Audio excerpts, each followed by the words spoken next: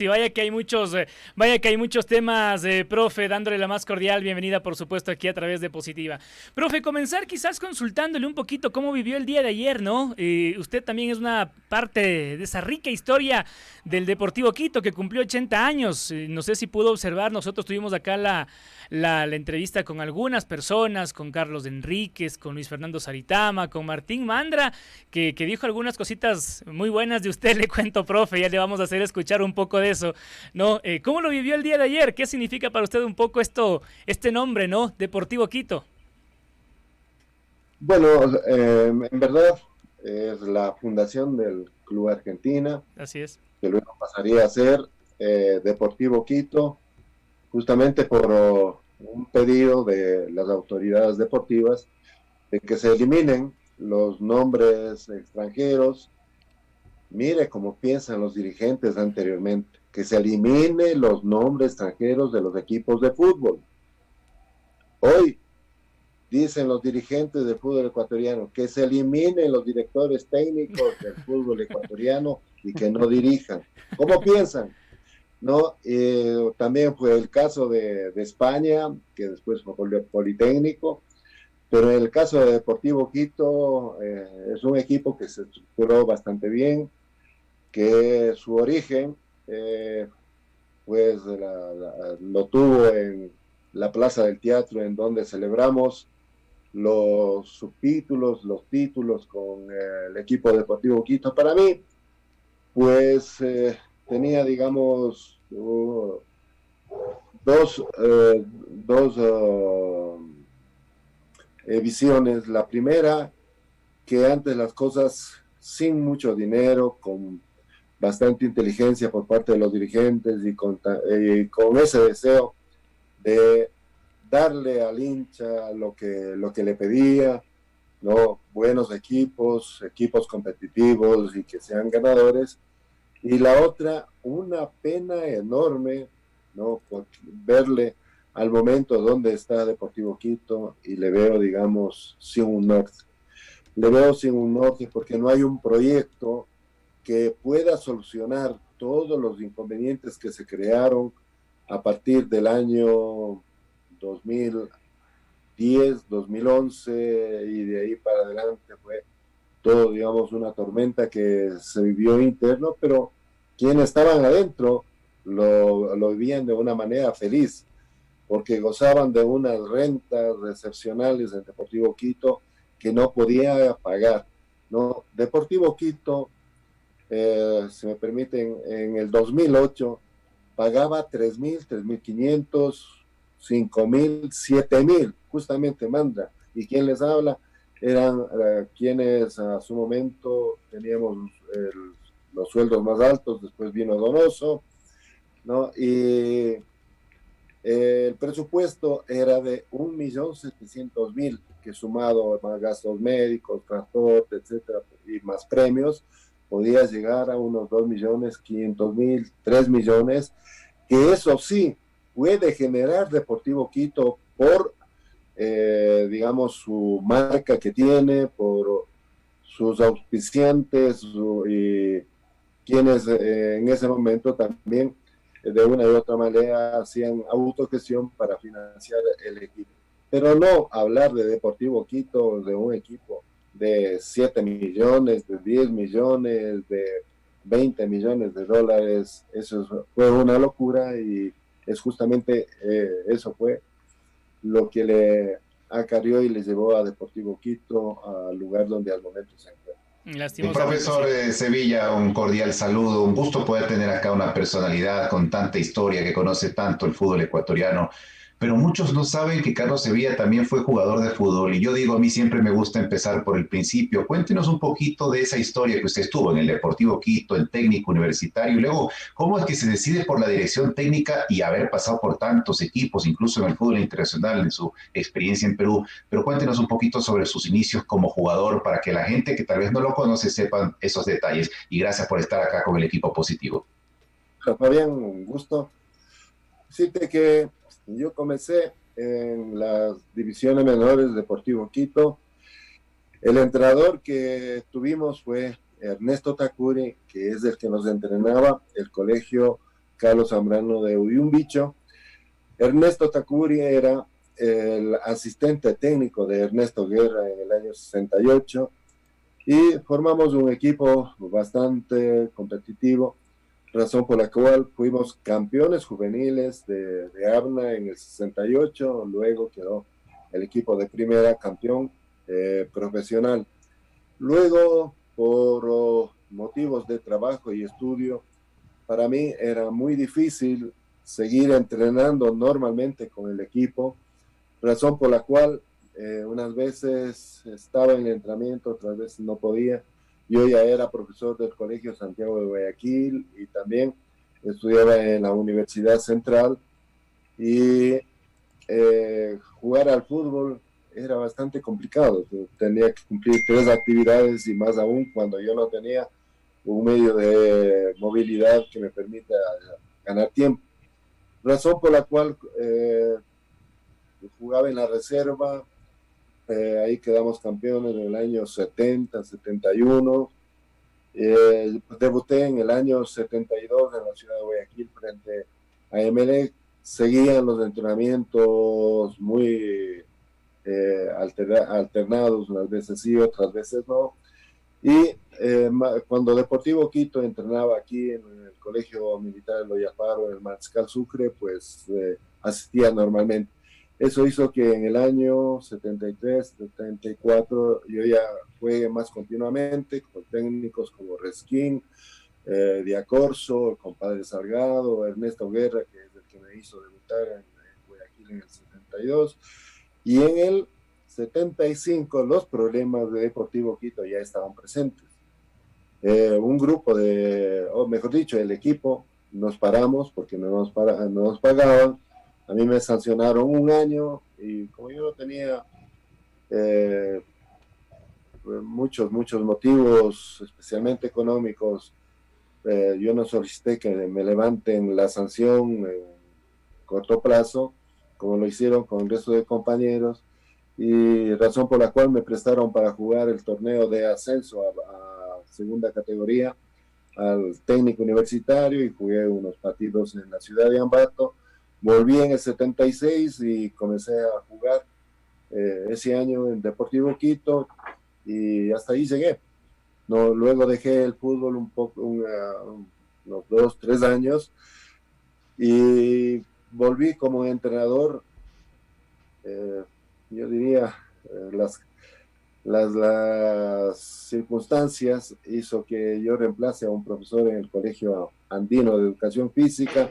Este profesor, Wilson Carvajal, no pudo arreglar su horario y yo me quedé como entrenador a pedido de doña Rogelia Carrillo, que le gustaba el deporte enormemente porque antes fue rectora del Manuela Cañizares, siempre respaldó, y a su colegio, el Andino, también comenzó a impulsarle en base al deporte. Y comenzamos con el fútbol, siendo vicecampeones en la categoría superior, nos ganó el Mejía 2-1, y ahí comenzó el pedido de las autoridades del Santiago de Guayaquil para que yo dirija el Santiago de Guayaquil y también comparta con la materia de química, que es lo que estaba dictando en el colegio. Así es que ahí comenzó. Trabajamos con el Colegio Santiago de Guayaquil y armamos con unos buenos equipos que a la postre marcó época a nivel intercolegial, donde éramos campeones en primera categoría, segunda categoría, si no éramos campeones éramos segundos o máximo terceros.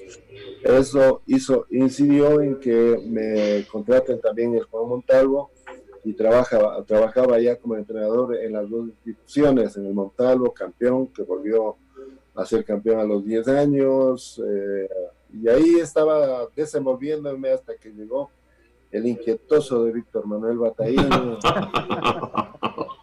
pues a invitarme a que dirija las divisiones menores de Deportivo Quito, pero conocedor de cómo se estaba manejando las divisiones menores en Deportivo Quito, no me apetecía, ¿no? Y ahí en principio yo le dije a Manuel que no, que yo estaba bien a nivel intercolegial, trabajando ahí, Y fue su esposa, ¿no?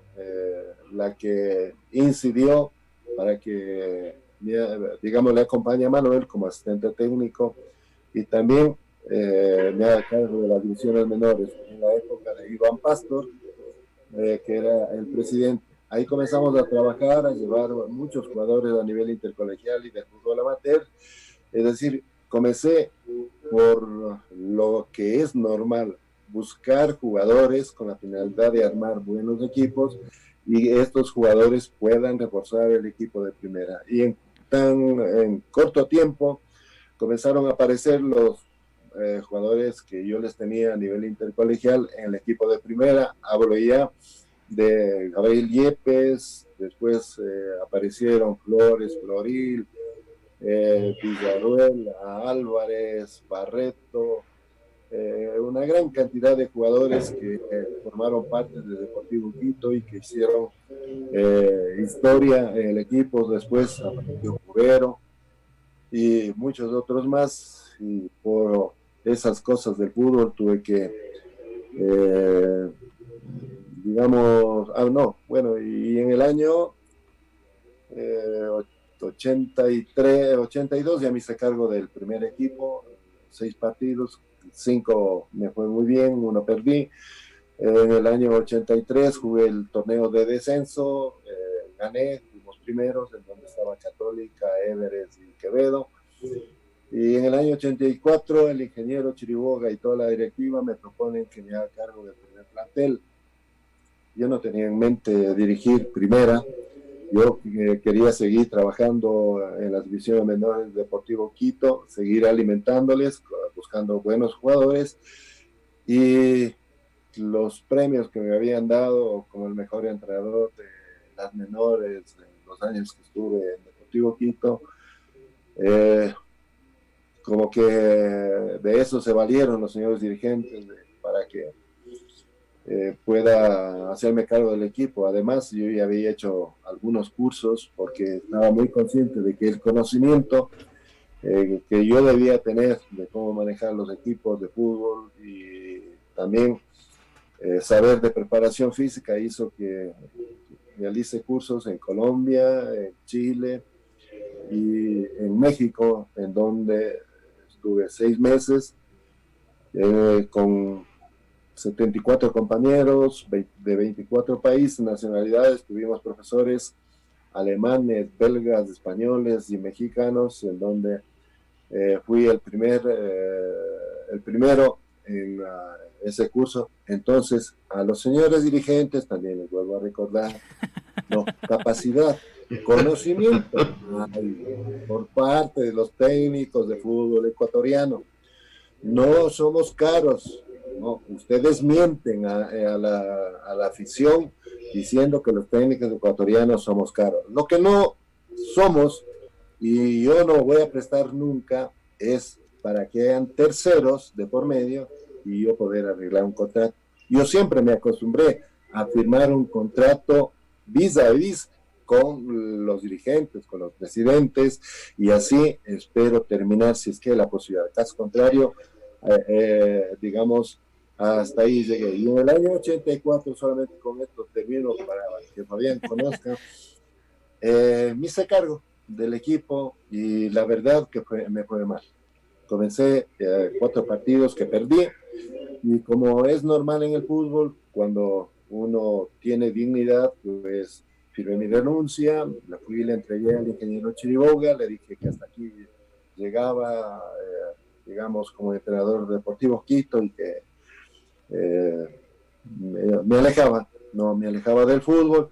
Conversamos por espacio de 1 hora con el ingeniero, me trataba de convencer de que siga al frente de Deportivo Quito, y la verdad que yo no aceptaba. Me paré, me despedí, y cuando me paré, el ingeniero también se paró, rompió la renuncia y me dijo: Carlos, no ha pasado absolutamente nada aquí, usted sigue siendo el entrenador de Deportivo Quito, porque no tenían plata también, no para contratar otro entrenador en ese momento. Entonces regresé a mi casa, dije, bueno, voy a jugar con mis jugadores, ¿no?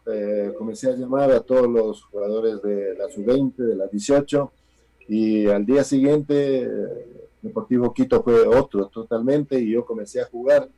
El quinto partido, que era frente al América, le ganamos creo que 3-0, 3-1, no me acuerdo, pero yo creo que la Virgen se apareció.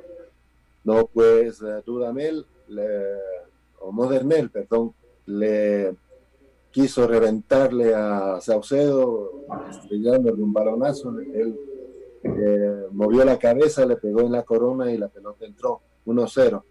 Y desde ahí 9 partidos que fuimos invictos con Deportivo Quito. Yo había jugado ya con juveniles y por ahí unos 3, 4 jugadores de experiencia en Deportivo Quito, y comenzó mi carrera como entrenador.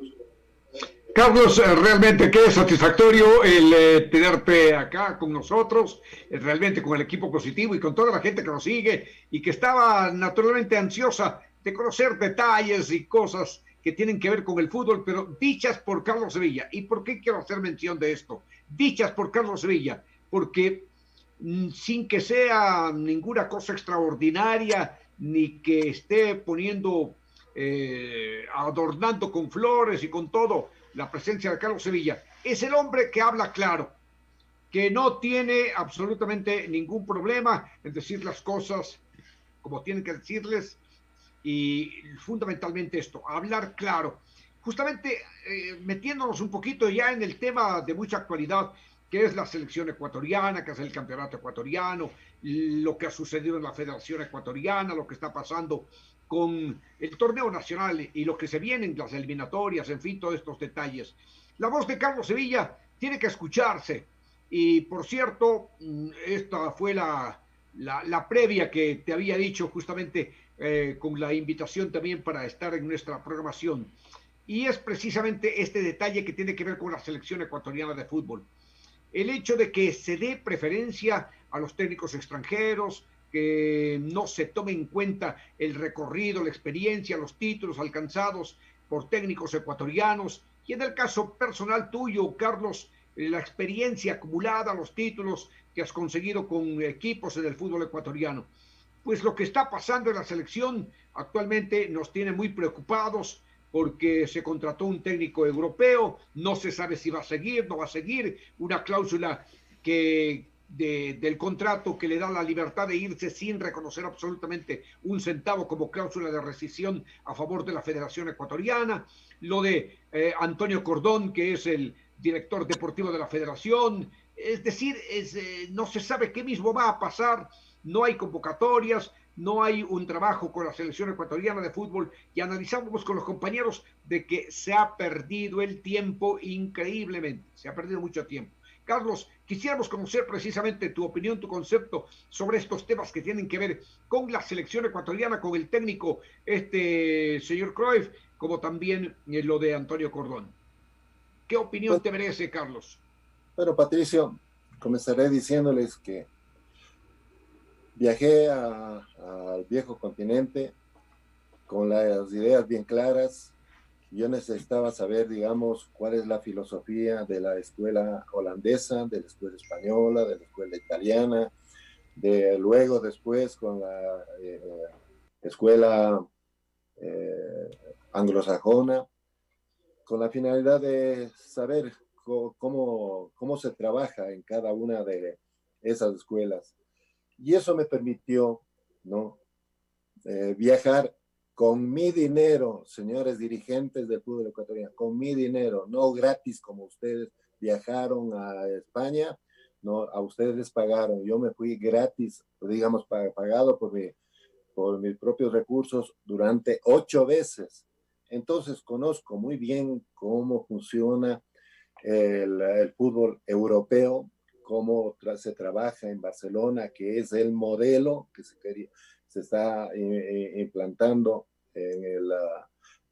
se quiere implantar en la selección ecuatoriana de fútbol.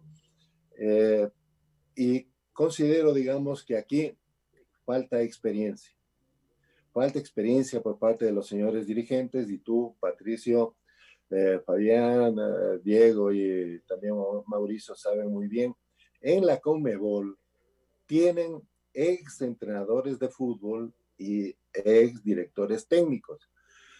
Recomienda la FIFA que todas las federaciones a nivel mundial tengan ex directores técnicos y ex jugadores de fútbol de alto nivel con la finalidad de que les puedan asesorar a los señores dirigentes con la finalidad de que ellos no cometan tantos errores y muy a menudo. Entonces, hoy se ve muy claramente que nuestra selección, a raíz de la salida del ingeniero Chiriboga, por cualquier motivo, a mí no me compete analizar esa situación porque yo trabajé con él por muchos años y a mí me demostró, digamos, un trabajo honesto, honrado, que después el tema haya cambiado en otra situación.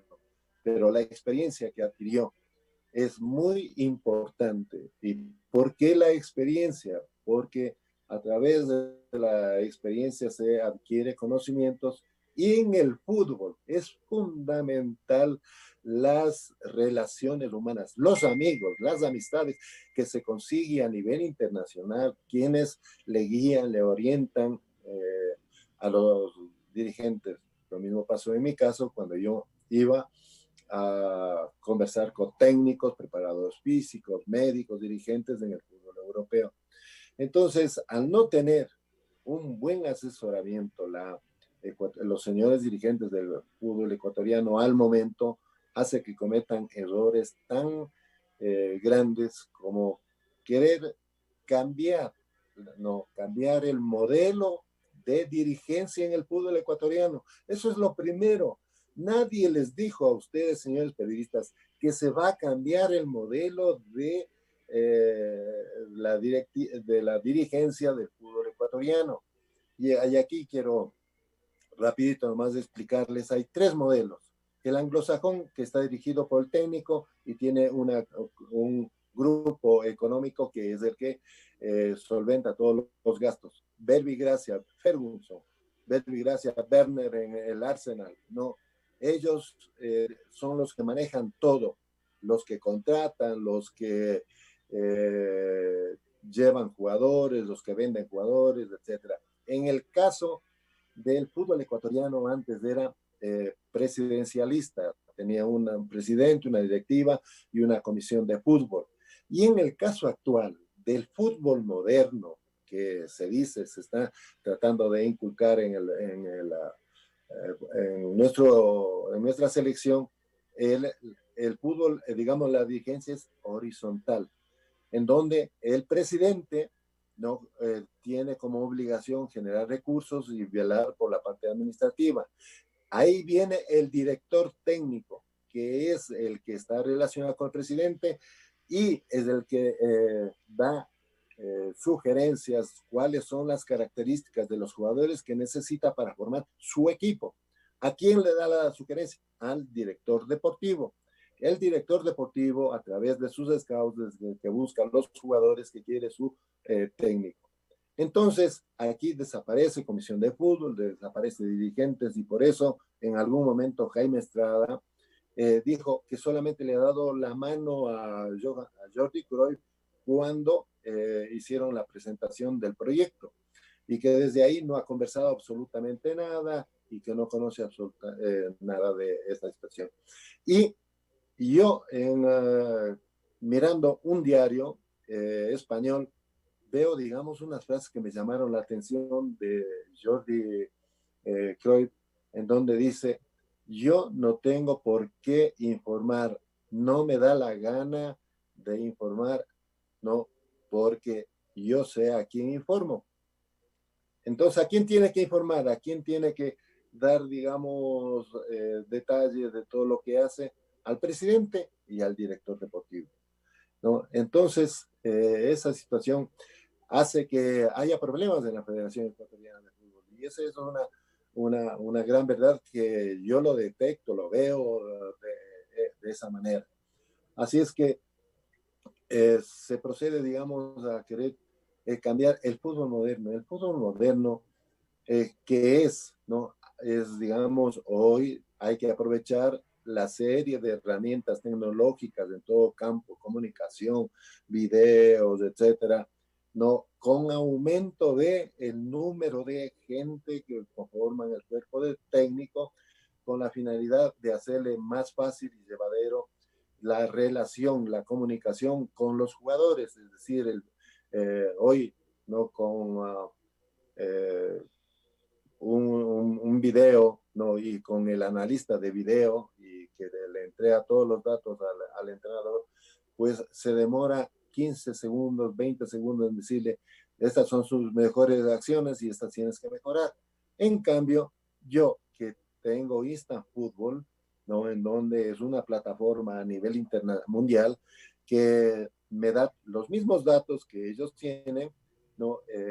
Lo tenía que transmitir a mis jugadores, ¿no? ¿Cuáles son las mejores acciones del equipo que iba a enfrentar? ¿Cuáles son nuestras mejores acciones? ¿Cuáles son la cantidad de metros que recorre un deportista, digamos, un jugador de fútbol rival? ¿Cuántos recorremos nosotros? Y yo me demoraba 40 minutos y muchas veces mucho más. Entonces eso se molestaban los jugadores, ¿no? Y por eso decían, Sevilla, no, no nos da tiempo de nada. Y mi filosofía siempre ha sido trabajo, trabajo, más trabajo para conseguir los triunfos, para conseguir el éxito. No, porque yo no soy de los técnicos que nunca hablé de suerte.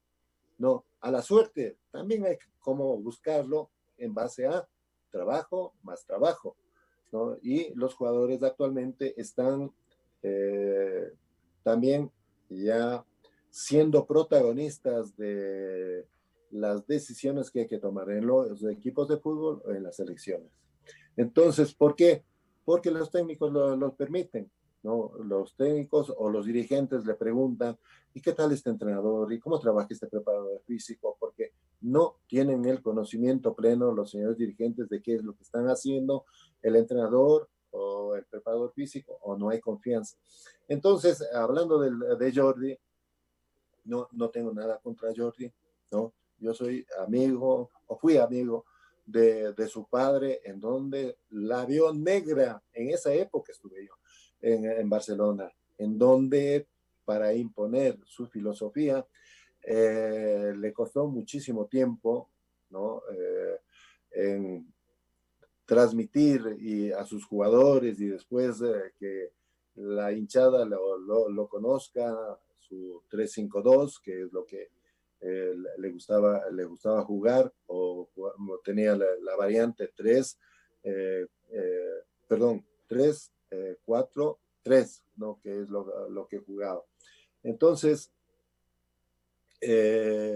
Jordi le contratan para este proyecto, ¿no? Que el proyecto en sí es muy bueno, ¿no? A mí me gusta que se desarrolle. Hoy Independiente está realizando eso, pero yo ya le inicié en el 2011, cuando estuve en Independiente.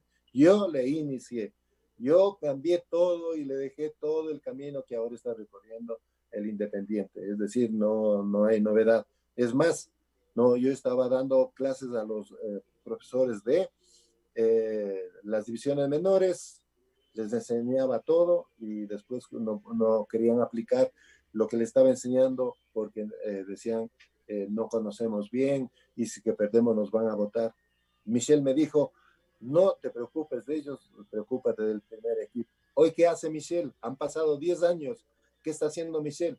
Trayendo entrenadores para divisiones menores al equipo de Independiente, es decir, para que se tenga la misma filosofía, ¿no? En la selección ecuatoriana de fútbol, Jordi, con poca experiencia, ¿no?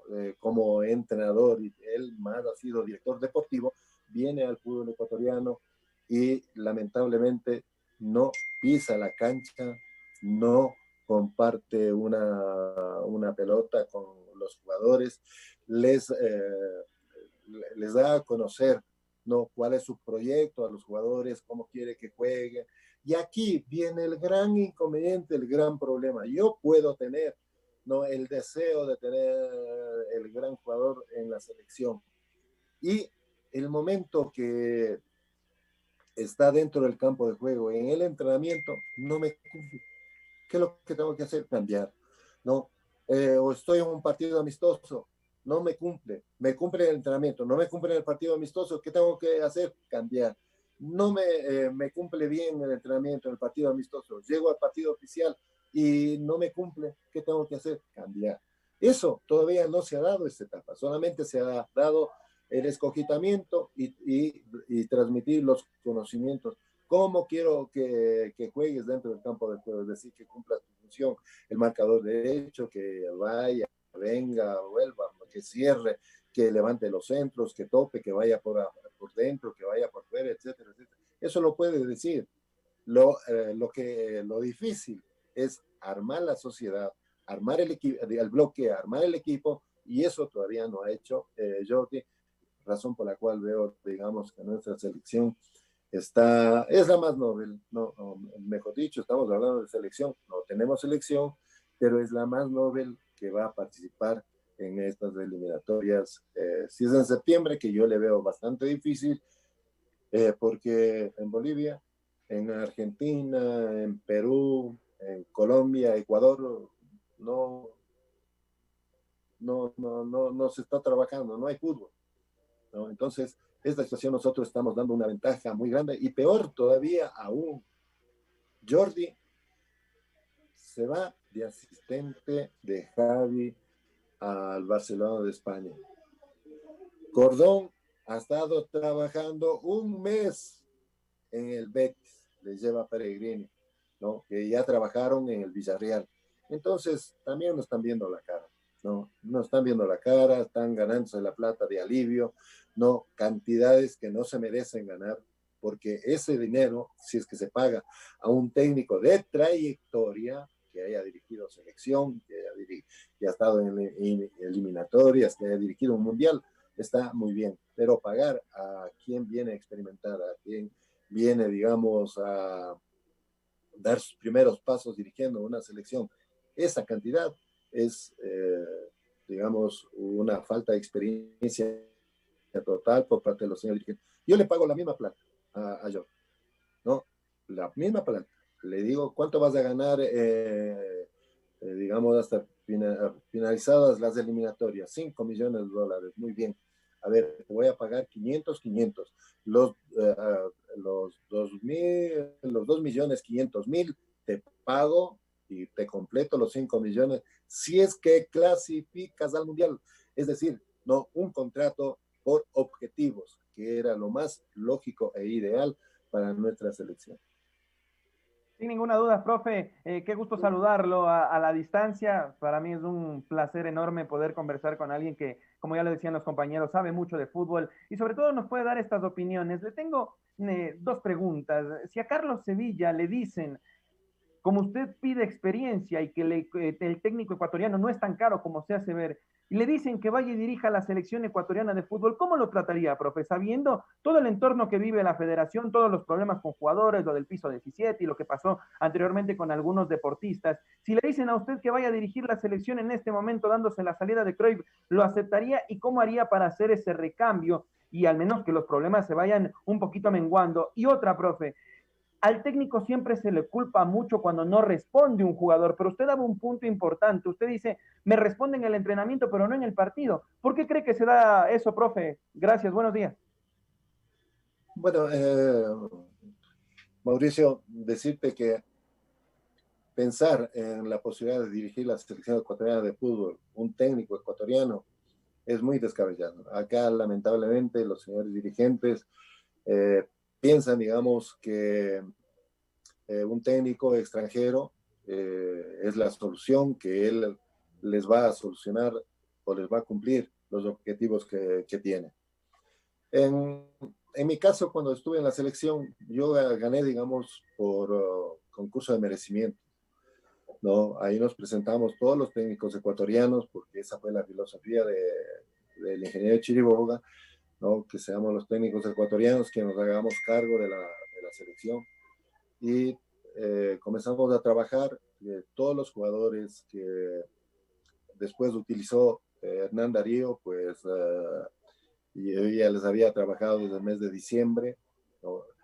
Y la prueba está que estamos haciendo bien las cosas porque ya ganamos la Copa Canadá, un torneo a nivel internacional. Y cuando fui a Copa América, una pena, no pude contar con Pavel Caicedo, no pude contar con Poroso, que eran la sangre nueva en la defensa de la selección ecuatoriana de fútbol. Iván Hurtado tenía problemas, razón por la cual no pude contar con él, ya que mi selección, digamos, mi defensa era Ulises de la Cruz, Poroso, Pavel Caicedo, Iván Hurtado, Pavel Caicedo y Cagua. Y cuando estuve en la Copa América, tan solamente jugó Ulises de la Cruz. Entonces tuve que utilizar nuevamente a los jugadores que habían jugado anteriormente, pero no me fue bien en la Copa América. Indudablemente aparecieron gritos, siendo que se necesita técnico extranjero, que el técnico nacional no tiene que dejar. Y mire que yo estaba trabajando, me asesoraba Dusa, ¿no?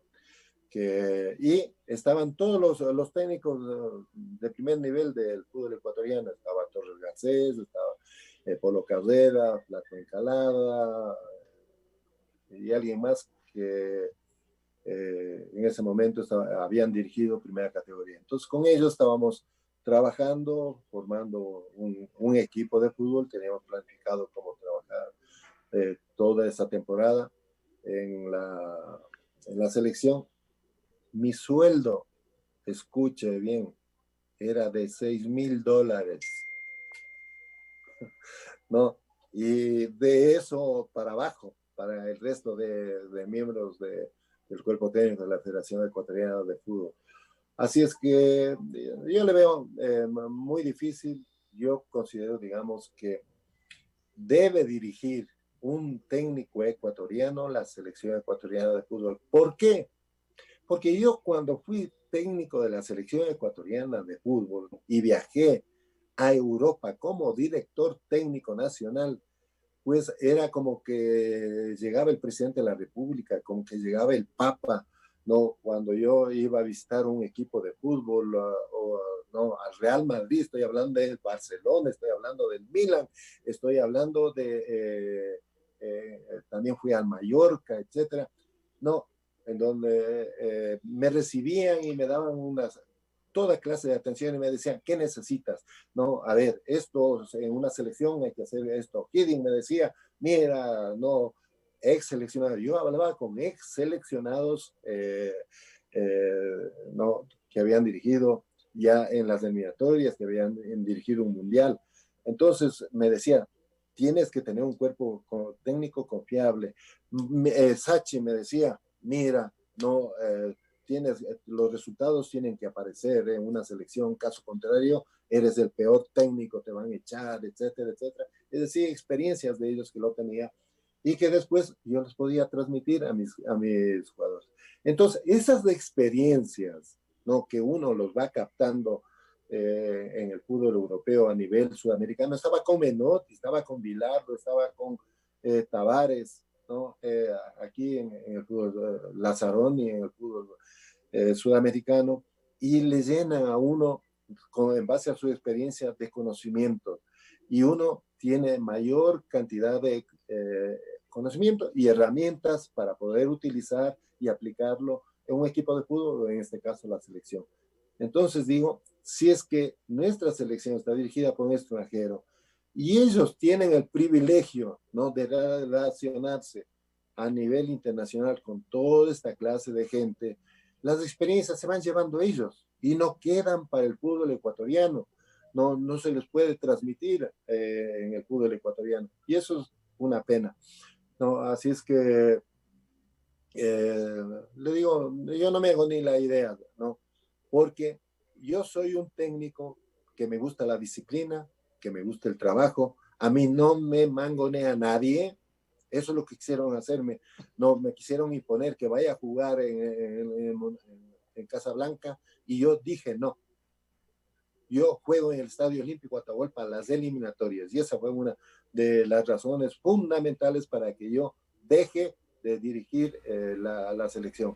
No porque me estaban votando porque perdí los 3 partidos en Copa América, no, porque tuve el respaldo del ingeniero Chiriboga, de algunos señores dirigentes, otros no, y entonces vi, digamos, de que comenzaron a hacerme el camino imposible, no me prestaban los jugadores para que yo trabaje en los microciclos, para que yo los pueda utilizar en los partidos amistosos. Entonces dije, ingeniero Chiriboga, hasta aquí llego, me voy, te agradezco mucho, y el 31 de agosto salí de la selección ecuatoriana de fútbol cobrando mis $6,000 que me correspondía, no como dijeron que me han dado $80,000 de liquidación. Yo no necesito esa plata porque yo no trabajé, yo no me gané solamente $6,000 mes de cada uno de los meses que a mí me pagaba. Entonces esas cosas ahora se ven mal, ¿no? Porque Cordón no tiene que firmar un finiquito, y por ahí creo hay una cláusula en donde tiene que devolver él como $600,000, pero Jordi Cruyff no tiene ninguna cláusula. Entonces eso está muy mal, ¿no? Porque nos vamos a quedar nosotros nuevamente sin entrenador, sin coordinador. Se cambia o no se cambia el modelo al fútbol, al famoso fútbol moderno, nuestra selección, o quién lo puede dirigir. Así es que esto yo lo veo bastante difícil. Los señores dirigentes tendrán que sentarse y analizar muy profundamente los problemas que tiene el fútbol ecuatoriano para tratar de solucionar y salir del paso lo más rápido posible, porque las eliminatorias vienen porque vienen.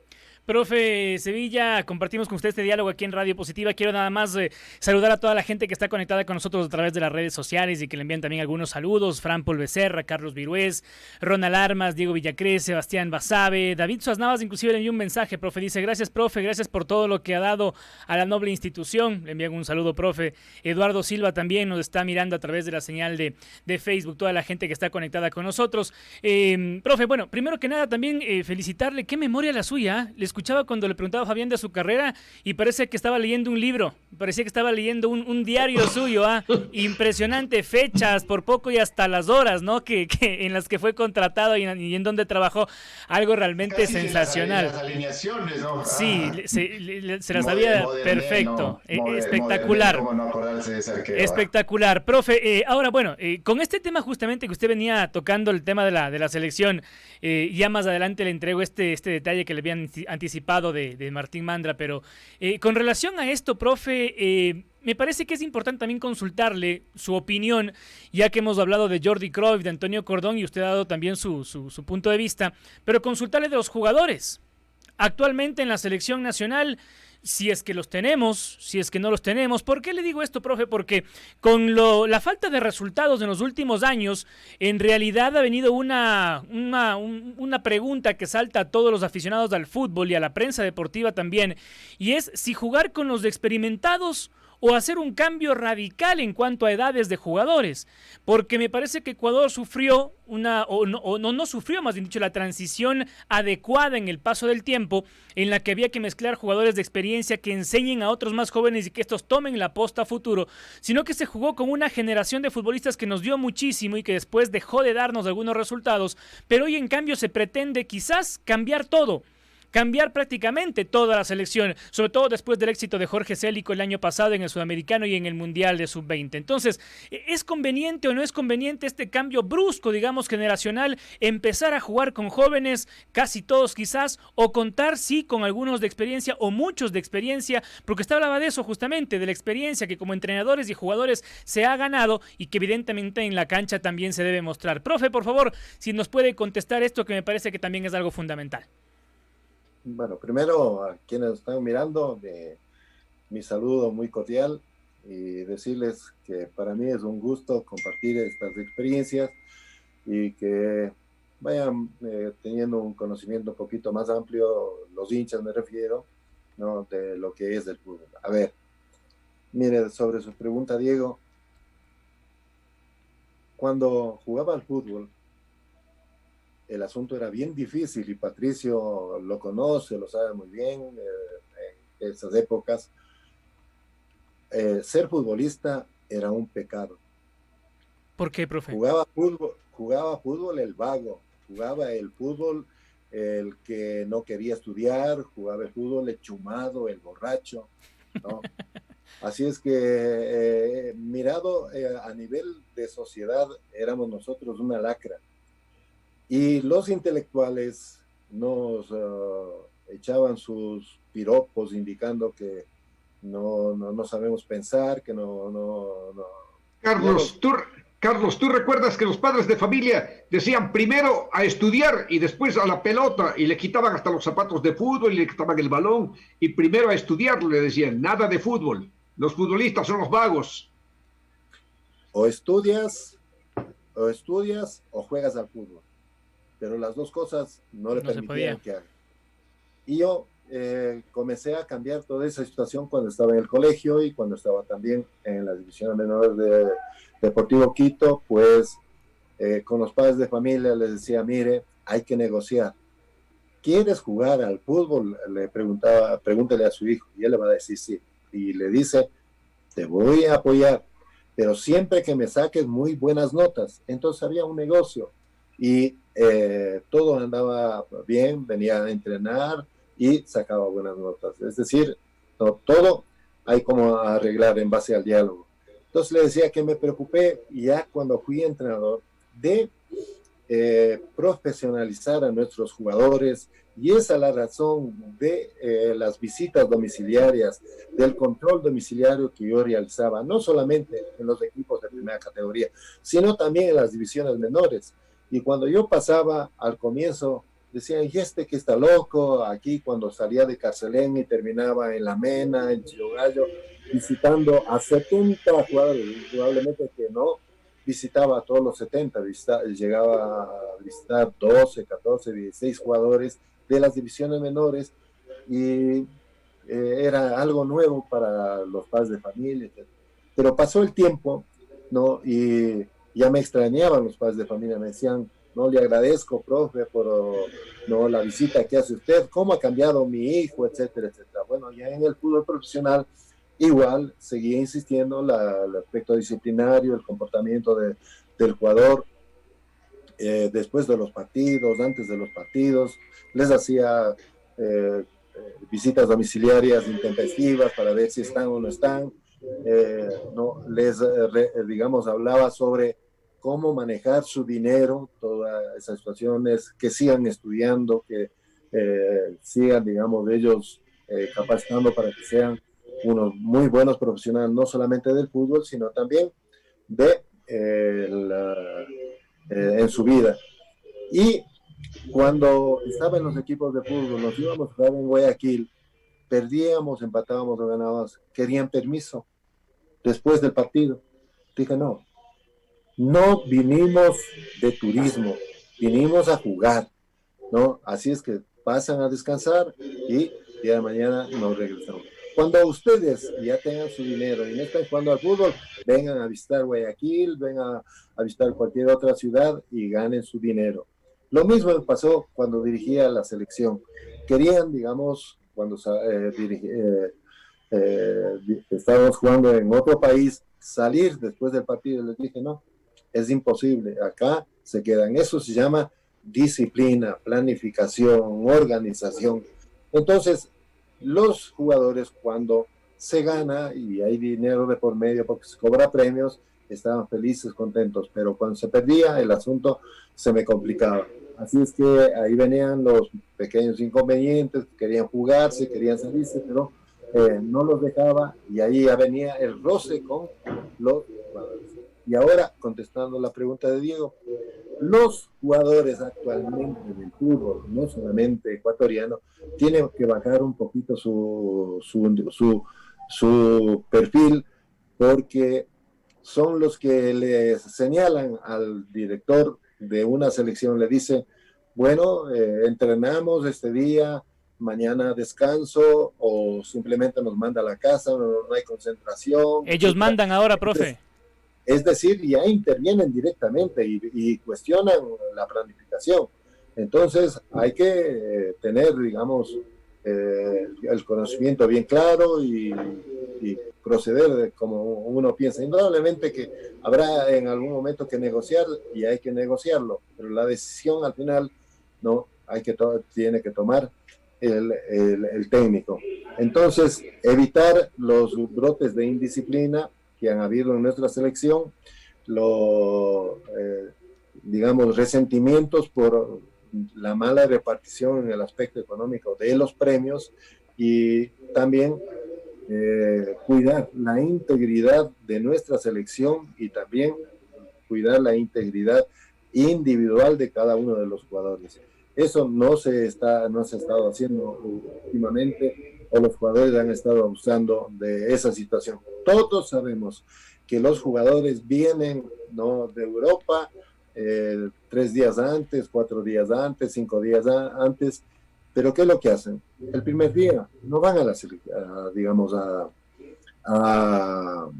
la concentración y tampoco van a su casa.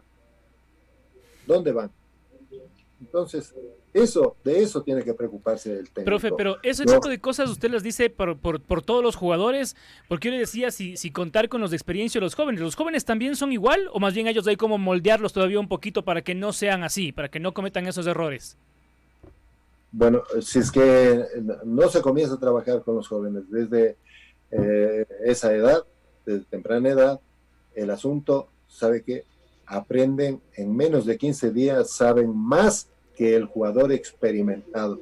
Todas las mañas, ¿no?, positivas, negativas, pero más las negativas, en 15 días aprenden lo malo. Más y le perfeccionan, ¿no? Entonces hay que tener mucho cuidado cuando se produce esa mezcla, ¿no?, o ese intercambio entre un jugador de experiencia y un jugador joven. Y en cuanto a nivel de fútbol, profe, es mejor mezclar, en cuanto a nivel de fútbol, digo porque los experimentados saben mucho, pero los jóvenes en cambio vienen con más hambre, quizás mejor estado físico.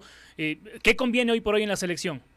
¿La experiencia o la juventud? Bueno, en un equipo de fútbol y en una selección, normalmente hay que combinar la experiencia con la juventud, ¿no? Entonces, eso siempre será importante, pero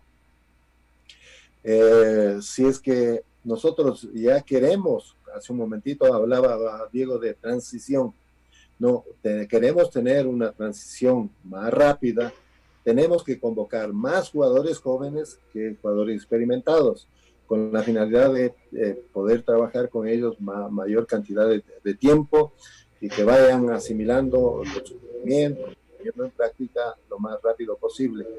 Así es que eso es factible, ¿no? Es factible.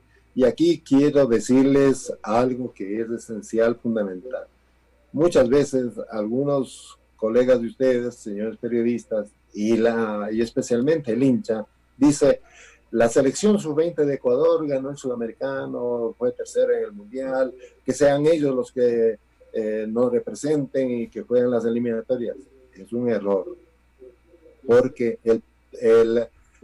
digamos, todavía su tiempo de formación no ha terminado. Él termina su periodo de formación a los 23 años, es decir, hay que seguirles trabajando a los Campana, hay que seguirles trabajando a los Rezabal, etcétera, claro, hasta los 23 años. El Cibar, Porosos y Fuentes, ¿no? Muy cerca y haciendo partidos mejor. Hay uno, mire, de la sub-20 hay uno que está sobresaliendo, y eso es normal en el fútbol, ese es plata. Hay uno, plata. Muchas veces cuando uno se tiene suerte y buenos jugadores, aparecen 2, aparecen 3, que comienzan a brillar los equipos de primera, a jugar. No, pero eso es teniendo muchísima suerte. Entonces, al momento, esa selección sub-20 hay que seguirle trabajando y no descuidarle, no hacer partidos amistosos, que se juegue, ¿no?, más continuamente. Por eso en el fútbol europeo hay una competencia europea sub-21, sub-23 y después pasan a la selección de mayores. En cambio aquí como que le tienen miedo ¿no? Organizar un torneo sub-21, un torneo sub-23, en vez de estar jugando segunda categoría con los jugadores que juegan y en la primera B. Ahí es donde tienen que jugar los jugadores sub-20, los 21, y eliminar a los nacionalizados y también reducir el número de jugadores extranjeros en los equipos de fútbol. No, si nosotros queremos mejorar nuestro nivel futbolístico a nivel nacional, tiene que haber 2 jugadores extranjeros de nivel, en donde no pueden ganar más de $20,000 porque el fútbol ecuatoriano no permite, no está para más. Jugadores nacionales que tienen que ganar $3,000, máximo $8,000. Esa es la realidad del fútbol ecuatoriano y no pagar 90,000, 50,000, 60,000. Se van a perder como se perdió Deportivo Quito, ¿no? A nivel del resto de equipos. Hoy, mire, andan contratando asistentes técnicos para que sean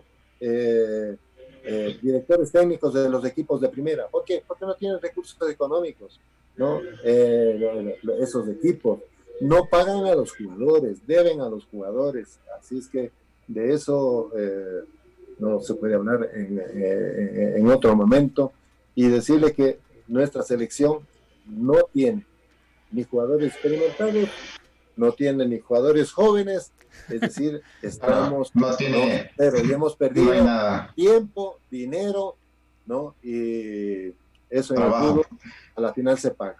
Claro, Difícil. Carlos, y es muy cierto lo que usted dice, ¿no? Esto de tener jugadores como Joao Plata, Gonzalo Plata, Lorre Zabala, que son destacados, mezclarlos con jugadores de experiencia, a los cuales todavía posiblemente la selección necesite. Ahora, yo quiero preguntarle algo, y ya para entrar también a un tema un poquito más de sus anécdotas, de sus experiencias. Siempre se habló de Carlos Sevilla serio, recto, a ratos incluso muchos jugadores decían prepotente, porque la disciplina no es fácil conseguirla en el fútbol y había que ser así.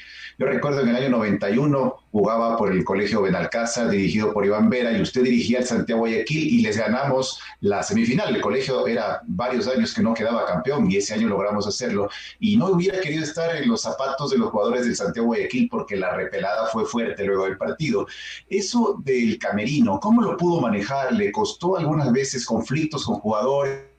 Esa rectitud, esa firmeza, alguien se le paró al frente, hubo discusiones. Cuéntenos un poquito esas anécdotas que a ratos también son buenas conocerlas, ¿no? Dieguito, ¿quieres decir algo tú también? Y sí, lo que pasa es que, Fabián, quiero complementar también su pregunta para el profe Sevilla en este momento, porque justamente el día de ayer, lo de Tenorio es otra cosa, ¿no? Que ya también lo va a comentar el profe, sino que el día de ayer, profe, le decía que tuvimos algunas entrevistas por el tema del Deportivo Quito, y entre ellos tuvimos a Martín Mandra, y le dejó un mensajito, le voy a poner para que lo escuche, que va de la mano con lo que dijo Fabián, ¿no? Martín Mandra decía justamente esto, y le quiero hacer escuchar para que lo tenga presente, y allí sí nos pueda contestar a ver cómo es usted en el camerino, a ver si lo que dijo Martín Mandra es o no es verdad, además de una pequeña anécdota. Lo escucha, profe, a ver. Yo lo conocí en Azogues, ya ahí me di cuenta de la personalidad que tenía, que es una persona muy fuerte, es muy exigente a la hora de los entrenamientos, es un técnico que tiene las ideas claras, que está en todos los detalles, el profe está en todos los detalles, te tiene al tanto de todo, se fija en la prensa, quién viene, quién no viene, si hay algún espía mirando por ahí, si hay algún jugador que está distraído.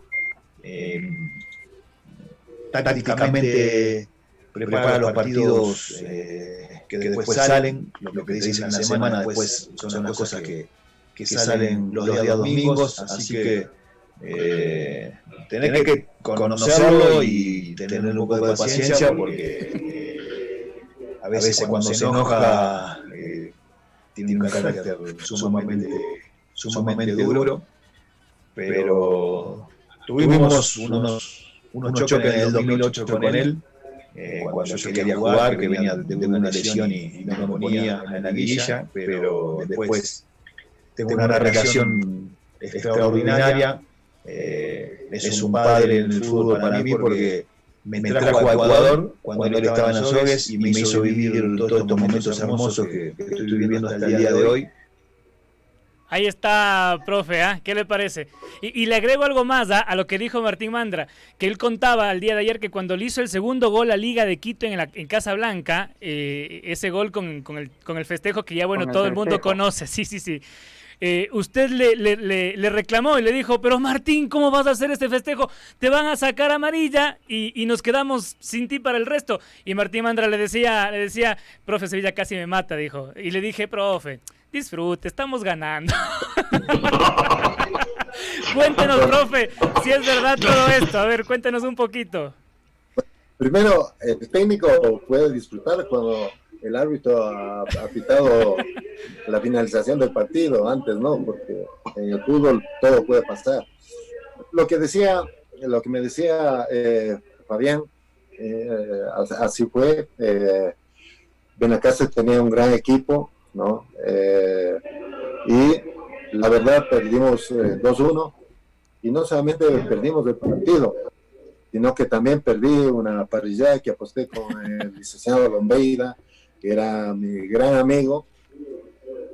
Una parrillada, pero no solamente para uno, era para 30. Claro. Y en esa pobreza no había que pagar una parrillada para 30, pero me desquité al siguiente año, porque el siguiente año ya les ganamos nosotros. Claro, bueno, claro. Digamos, uno aprende, ¿no? Uno aprende en todas las cosas de la vida. Y yo tuve técnicos, Ernesto Guerra, ¿no? Y yo no he escuchado que se quejen tanto de Ernesto, con un entrenador que muy temperamental y que nos tuteaba muchas veces, técnicos extranjeros también que vinieron y nos tuteaban. Y yo aprendí mucho de Ernesto, y cuando en el 95 vino Filipao en el gremio, ¿no? Liga Deportiva Universitaria le facilitó las canchas de entrenamiento durante 10 días, y los entrenamientos que realizaba Filipao eran del otro mundo, les reflauteaba, pero una sobre otra ahí mismo. Entonces yo decía, Ernesto Guerra es un baby, y yo que estoy aprendiendo de Ernesto Guerra y que estoy aplicando acá, no, todavía soy un embrión. Entonces, después verle, digamos, a Guardiola, como tutetea, a Mourinho a su momento, es decir, los técnicos ganadores, yo me considero un técnico ganador, pues muchas veces exigimos, y cuando no nos cumplen, no somos bastante temperamentales y exigentes, ¿no? Esa sería la palabra correcta. Exigimos ese momento sin dar mayor tregua, ¿no? O te entendieron, te entienden o te van a entender, pero no hay tal, no, me entiende este momento, y este momento me pones en práctica lo que yo quiero. Entonces, más o menos ahí chocábamos un poco con determinados jugadores, pero nunca ofendía absolutamente a nadie. De eso me cuidé muchísimo, Fabián, porque aprendí, ¿no? Que en el fútbol y un entrenador no tiene que ser vengativo, no, uno tiene que contar hasta 5, 10 y dejar pasar, porque ustedes se acuerdan de Díaz, un back centro que vino a jugar en Deportivo Quito en la época de César Muñoz, ¿no? Por ahí tuvo algún inconveniente, no era muy veloz, y le ganó a Argüello, ¿no? por velocidad. Flaco Argüello. Y en ese partido perdimos 4-0. Y digamos, César se recalentó con el jugador y después no quería ponerle en el siguiente partido, toda esa situación. Y yo digo, bueno, se puede conversar, se puede hablar, ¿no? Y yo no voy a ser así como César, yo no me voy a resentir a muerte con el jugador por lo que vaya. Yo voy a ser un técnico totalmente distinto, voy a superar esas situaciones que se dan, y de todo eso. Vaya. Parece que se fue por ahí el profe un momentito, ¿no? Qué lástima, sí, hubo un corte por allí. Sí, alguna cosa pasó por allí con el profe Bueno, Sevilla. Ojalá podamos... Ahí estamos. Ahí está el profe, sí. Entró una llamada. Bueno. Entonces, Era de la Federación Ecuatoriana del Fútbol, por si acaso la llamada, ¿no? No era de la FED, o no era de Martín Mandra tampoco, ¿no, profe? Ya les dije que no se preocupen, que no voy a aceptar. Que no cuenten conmigo, que no cuenten conmigo. Ni me llamen. Que no cuenten conmigo. Tampoco era de Mandra, profe, la llamada, ¿no? ¿Perdón? Tampoco era de Mandra la llamada. No. Bueno, en el caso, entonces, esta situación, uno fui aprendiendo y la verdad que de acuerdo a la época uno va evolucionando. El conocimiento, el comportamiento, la actitud, ¿no? Cómo pararse frente a los distintos grupos de jugadores y de acuerdo a la idiosincrasia. Una cosa es trabajar en la costa y otra cosa es trabajar aquí en la sierra. Entonces uno va aprendiendo y trata de ser, digamos, comprensible con los jugadores y con los equipos y fundamentalmente con los señores dirigentes. Y donde yo he tenido mayores problemas es con los dirigentes del fútbol ecuatoriano. No, nunca me quedé callado, siempre estuve fuerte con ellos, con decirle a Fabián que en Deportivo Quito había sesiones, comenzábamos a las 5 de la tarde y terminábamos a las 2 de la mañana, pero no una vez, ¿no? Algunas veces, porque se ganaba más fácil, ¿no? Pero cuando se perdía venían los peros y yo tenía que sostener, ¿no? ¿Por qué ese jugador jugó y por qué el otro jugador no jugó? O qué se hizo bien, qué se hizo mal. Entonces, ahí aprendí, ¿no? De que tenía que ser bastante fuerte y no solamente contra uno, porque estaban 8, 10, 12 dirigentes que tenía que, digamos, hacerles entender o, digamos, analizar profundamente y de esa manera queden ellos satisfechos y yo poder seguir trabajando tranquilamente. Y ahí yo ya me di cuenta y dije, y le decía a mi mujer, le decía a mis amigos, me estoy preparando para trabajar con Omar Quintana y estoy preparándome para dirigir el Atlético de Madrid con Jesús Gil, ¿no? Porque son técnicos, digamos, dirigentes como Quintana, que tenía su carácter, su prestigio, ¿no? Su nombre, su carácter, ¿no? Jesús Gil y Gil igual, ¿no? Y a su momento trabajé con Omar y no tuve ningún problema, no tuve ningún tipo de eso que te mete la mano, de que te ponen alineaciones, etcétera. Como todas las cosas en la vida, ¿no? Los jugadores de fútbol, cuando viene Sevilla, ya sabían que hay disciplina, ¿no? Y no podían copiar. Se acabó la fiesta. Se acabaron las vacaciones, ¿no? Omar también sabía a quién sí le dice y a quién no le dice, y tuve el gusto de cenar con Jesús Gil y Gil. Cuando estaba Menotti en el Atlético de Madrid, pues ahí conversábamos, dialogábamos entre esas cosas que tiene el fútbol.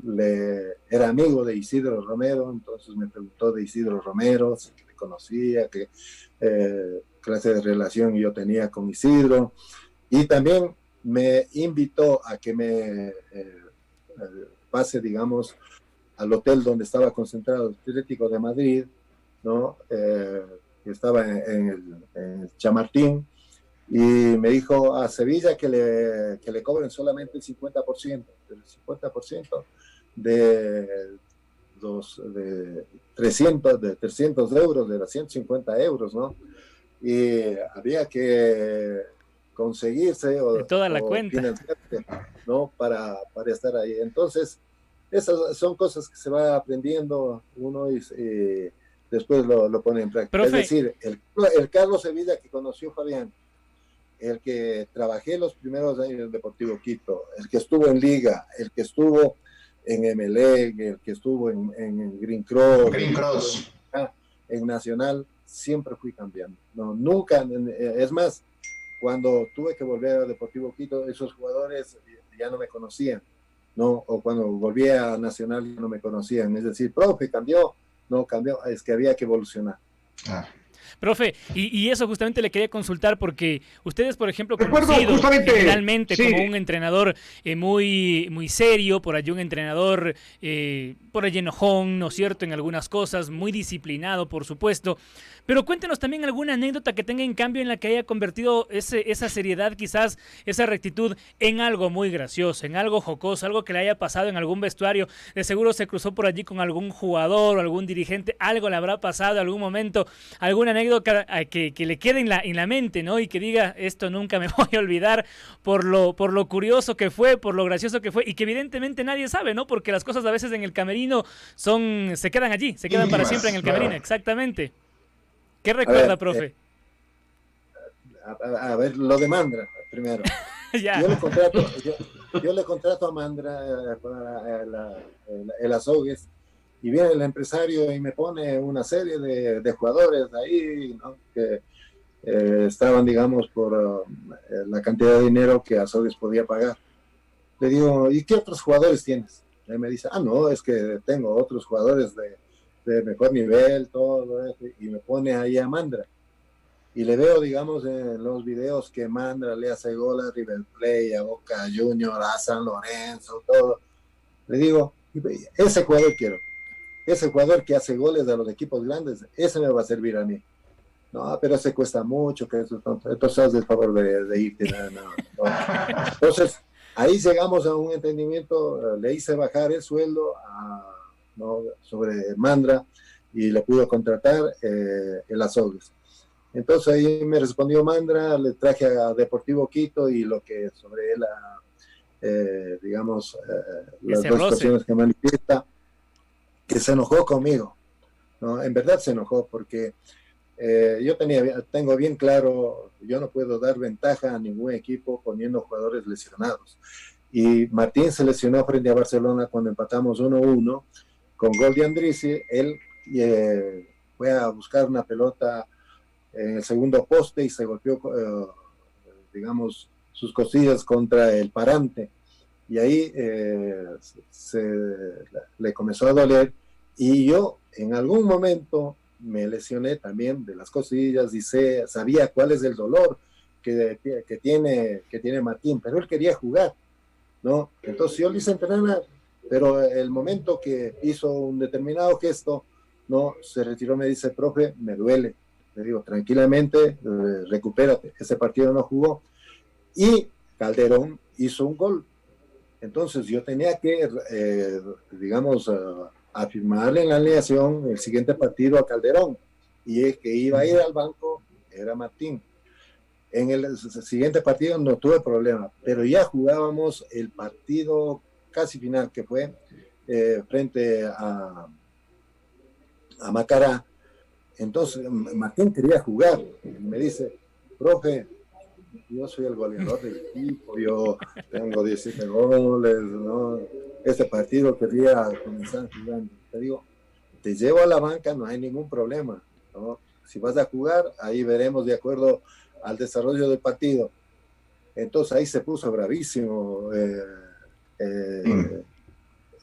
Mandra, ¿no? Esa fue una situación. Y en el festejo, y Mandra dice, el técnico, de acuerdo a la planificación, ya sabe qué es lo que va a suceder dentro del campo de juego, las cosas se dan de esa manera. Y cuando yo había planificado ese partido, el 70% de pelotas lo manejaba Manso, entre 60 y 70% después de haber hecho el análisis de lo que era liga, y esa es la razón de la marca individual. No, después de que yo termino haciendo eso, después de el análisis y el sociograma que es, no, el sociograma es ya, digamos, el punto final en donde te determina a cuántos pases Manso le hacía a Ariel, cuántos le hacía a Ulises, cuántos le a Neisser. a Neisser por la derecha estaba jugando Guerrón, ¿no? Guerrón. Entonces, todo eso tenía yo un conocimiento bastante claro, entonces dije, a ver, la única manera de suspender esa situación es poniéndole un hombre encima de él que no le toque, porque si no la hinchada, como éramos visitantes, la hinchada le iba a expulsar la hinchada, no el árbitro. Entonces ese papel me cumplió bastante bien Castro, y Mandra, cuando vamos a entrar al partido, me dice, ¿y quién va a jugar por el costado izquierdo? Le digo, esa es la pregunta que yo esperaba. Tú te vas a abrir un poquito, le vas a dejarle que se vaya Neisser, y por ahí nosotros vamos a cambiar el juego hacia el costado izquierdo y vas a hacer los goles tú. Me queda viendo, ¿no? Cuando le dije que va a hacer los goles, como que medio, dijo, vamos a ver. Y resulta, digamos, de que Preciado le hace el pase el primer gol, convierte por el costado izquierdo Mandra, ¿no? Y después convierte el segundo también Mandra por el costado izquierdo, y ahí es donde viene y me dice, ya me dijiste que voy a hacer los goles, ya me dijiste antes del partido que yo voy a hacer los goles. Bueno, son cosas que pasan dentro del campo de juego, ¿no? Y yo lo que le dije es justamente, este partido, digamos, el campeonato sabe entero, ¿no? Y él comienza a hacer, digamos, ahí el gesto de la gallina, porque el árbitro tranquilamente le podía sacar la amarilla o hacer expulsar, ¿no? Porque estaba al hinchador del equipo rival. Carlos ha sido permanentemente un hombre que elige a los jugadores, que escoge a quienes lleva.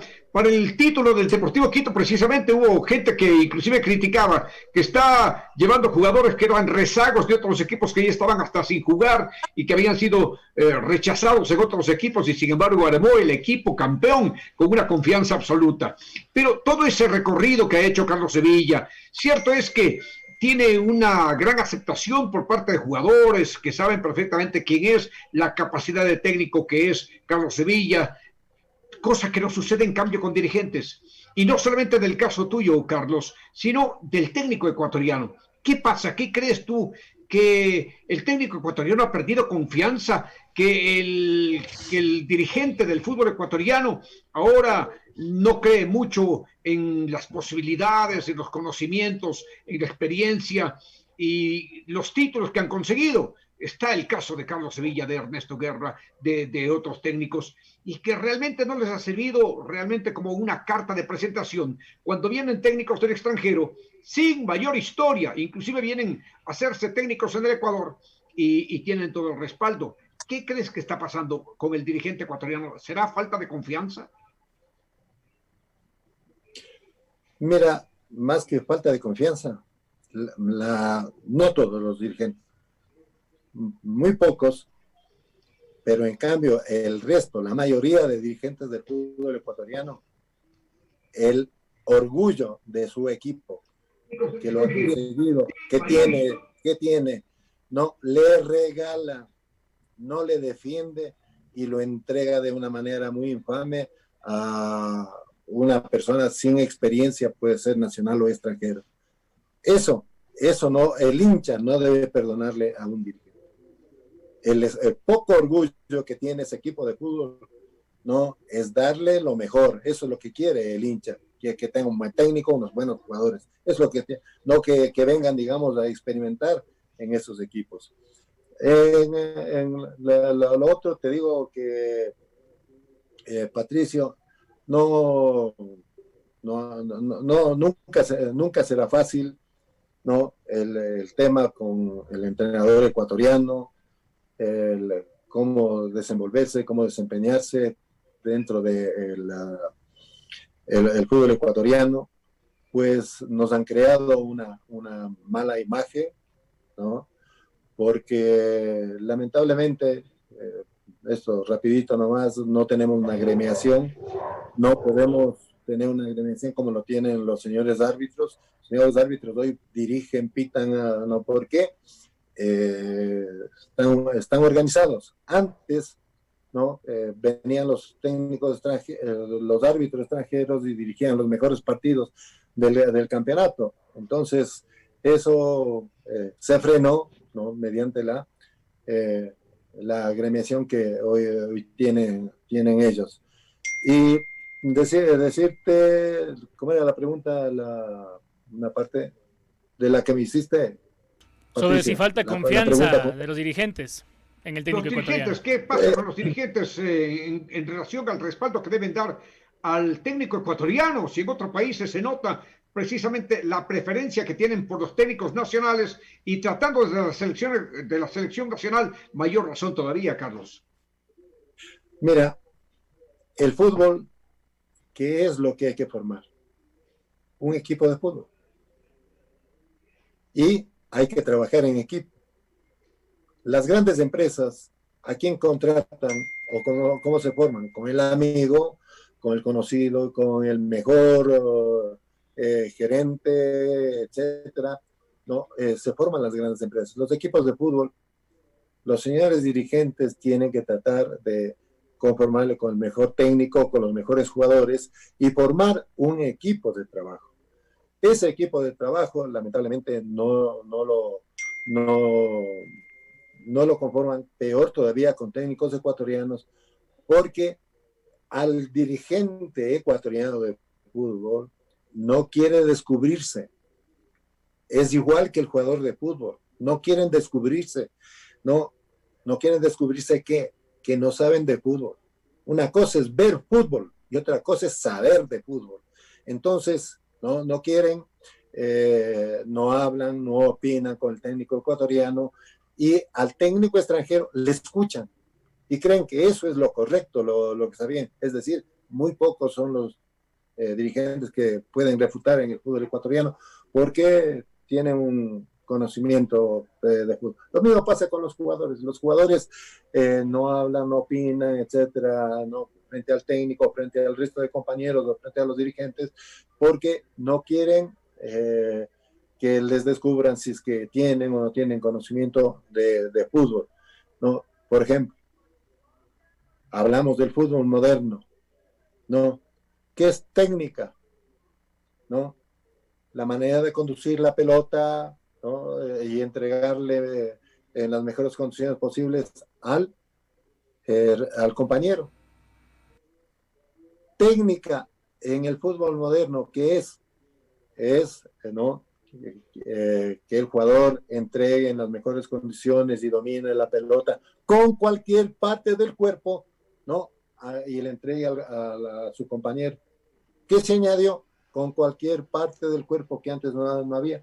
Entonces, eso es fútbol moderno, ¿no? Están los mismos 105 por 70, el mismo balón, las mismas dimensiones de la cancha de fútbol. O decir que un entrenador está desactualizado, no tiene sentido. Eso son justificaciones. Entonces, para mí, tienen que, lamentablemente y beneficiosamente para mí, lamentablemente para los entrenadores actuales, ¿no? Yo tuve en Abna, estaba, digamos, el coronel Torres Bonilla, estuvo Antonio Rodríguez, Vince, dirigentes de ese nivel que organizaban cursos para entrenadores y traían los mejores entrenadores extranjeros, ¿no? D'Amico vino de Argentina y nos daba cursos. Ahí era considerado D'Amico el mejor profesor de los directores técnicos por la experiencia que tenía.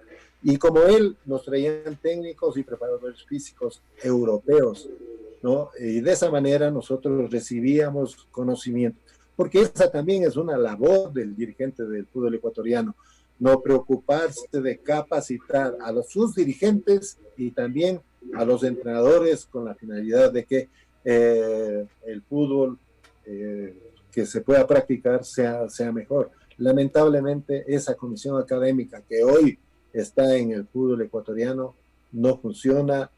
Hay de por medio un dinero también que la FIFA le da a esa comisión. Yo no sé en qué se gastan, ¿no?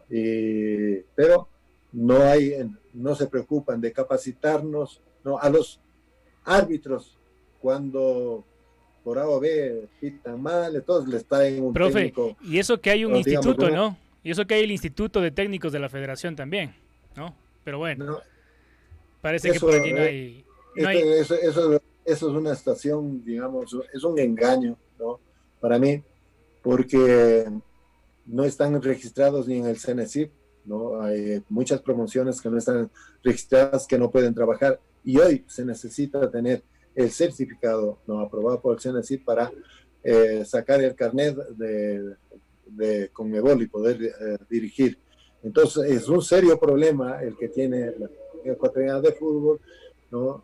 Y últimamente como que el asunto ya han llegado a que les reconozca CNCIB digamos, pero no de tercer nivel, sino de un tecnológico que sí, no está a nivel, y de esa manera tampoco pueden ellos dirigir primera categoría, sino pueden dirigir menores, no colegial, barrial, etcétera. Entonces, se hace muy poco por capacitar al entrenador ecuatoriano de fútbol. Y acá, el entrenador... Y acá lo hemos mencionado, profe, sí, que muchas veces ojalá el técnico como tal tenga más oportunidades del técnico ecuatoriano, por supuesto, porque en realidad estamos ya plagados de extranjeros, sin tener nada en contra, sin que esto suene algo o un comentario xenófobo, ni mucho menos, pero sí hay que darle más oportunidad también a la gente nacional.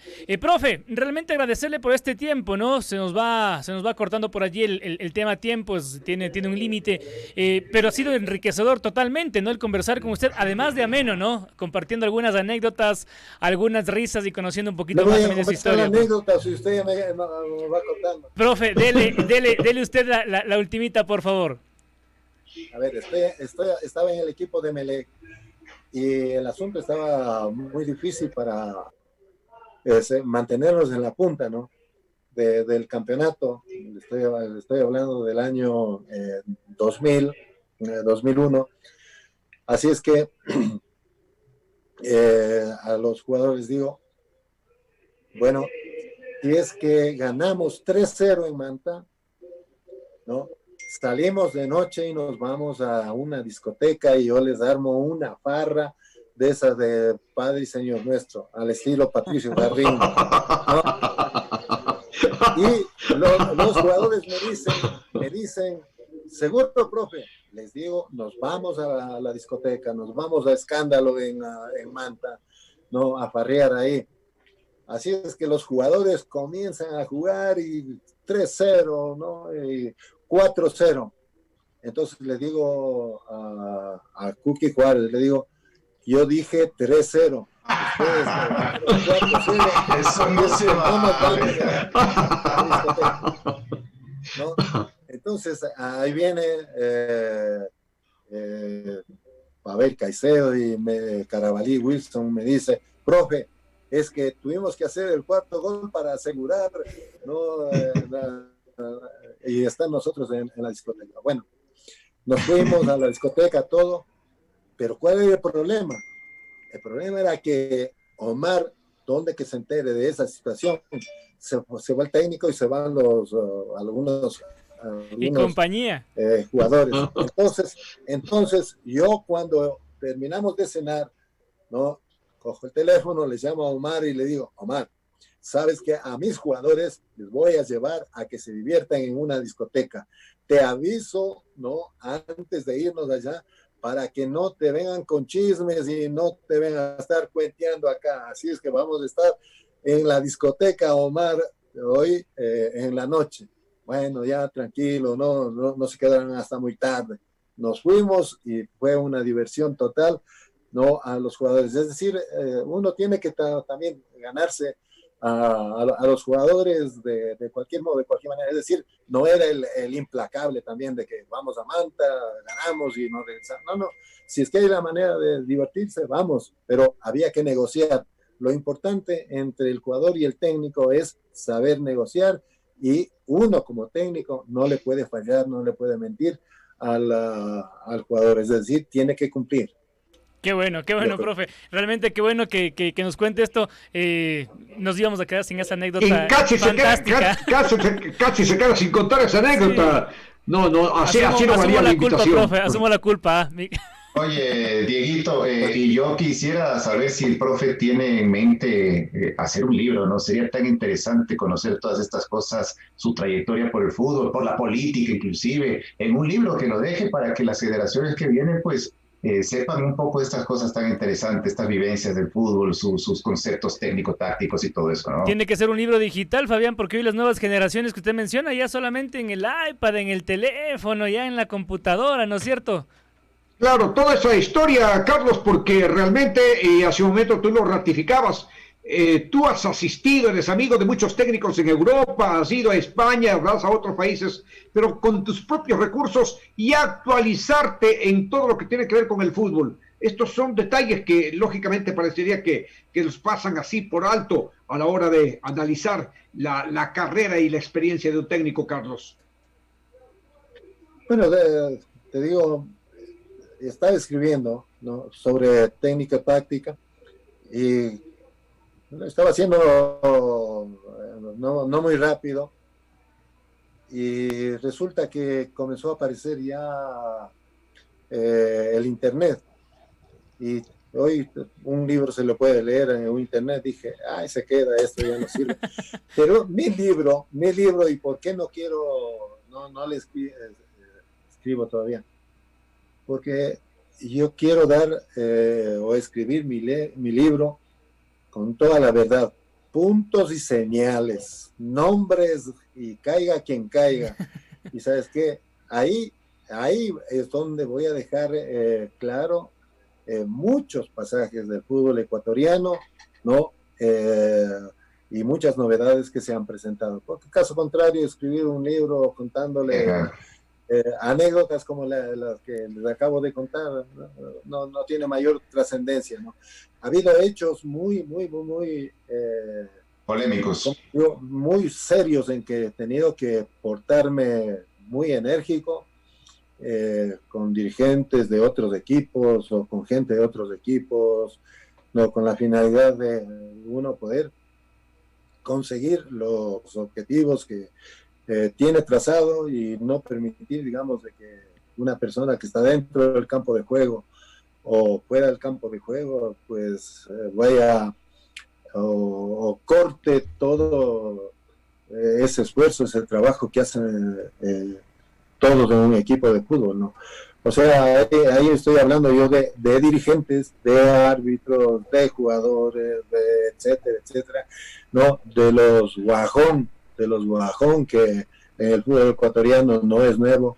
La lotería clandestina que no sean los señores dirigentes del fútbol ecuatoriano, los que no saben, los que no conocen. Existe. Ramos se fue cantándoles últimamente, no, de esa situación, y no hacen absolutamente nada por eliminar esa situación, porque eso va en contra de la dignidad del jugador de fútbol y perjudica a muchos otros, a terceros, ¿no?, que salen beneficiados. Hay que cortar muchas situaciones de esa naturaleza y decirle en el libro, ¿no?, aquí con puntos y señales, esto pasa, esto sucede en el fútbol ecuatoriano. En algún momento vamos a tener tiempo para escribir, pero lo que más al momento estoy empeñado es en el tema de la fundación. Lamentablemente eso se quedó pendiente, en donde voy a tener unas escuelas de fútbol en algunos lugares de nuestro país, porque ese proyecto yo ya tenía,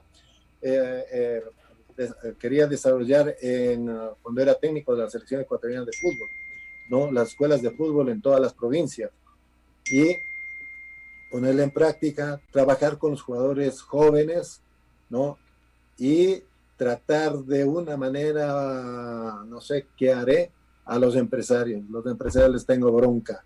No, yo no tengo empresarios, nada, etcétera, porque desde que aparecieron los empresarios, yo y las empresas a nivel internacional que colocan técnicos y jugadores, se ha corrompido el fútbol a nivel mundial, y en el fútbol ecuatoriano igual.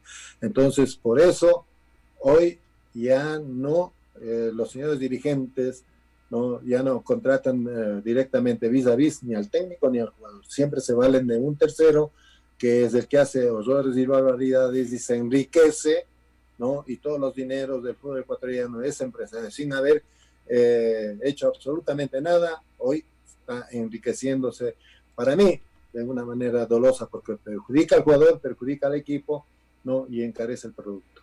Sensacional. Profe, realmente que ha sido un privilegio. Sevilla que habla claro. Un gusto. Ese es Carlos Sevilla que habla claro. Un privilegio, profe, realmente un gusto compartir con usted. Creo que quedan muchísimos temas más, lo comprometemos para una próxima seguir conversando, ¿no es cierto? Mucha tela por cortar. Sí, señor, así que, profe, vaya más bien, le recomiendo haciendo una listita de otros temas, de otras anécdotas, en fin, otra cosita, porque de seguro tendremos que volver a charlar, profe. Muchísimas gracias por estar con nosotros. Tengo una con Menotti en el Atlético de Madrid. ¿Qué le pasó? Ah, ¿qué le pasó ahí? Con Menotti, además. Ya, pues. Claro, es que... ¿no? Ya, pues ahí vamos. Ya soltó, profe, tiene que decirla, claro. De una vez. Te cuento la de Menotti. Yo con Menotti me llevo muy bien. Es más, Menotti es un técnico que no tiene ningún tipo de egoísmo, comparte absolutamente todos sus conocimientos con quien está cerca de él. Pues mira la pregunta que me hizo: ¿cómo así estás tú aquí? No, vengo a aprender, vengo a mirar cómo se trabaja con el fútbol español, todo eso. ¿Quién te paga? Le digo, me estoy pagando con mis propios recursos. ¿Y qué es lo que pasa con esos dirigentes del fútbol ecuatoriano que no se preocupan por capacitar a los entrenadores, por becarles, por que esto sea, digamos, algo normal y común? No puede ser que un entrenador esté pagándose su plata, si esa es plata que te corresponde a ti. Bueno, ha sido una, ¿no? Y estando después del entrenamiento, pues se jugaba contra Valencia y Valencia estaba dirigido por Di Stéfano. Y Di Stéfano, pues, estaba haciendo una muy buena campaña en el equipo de Valencia.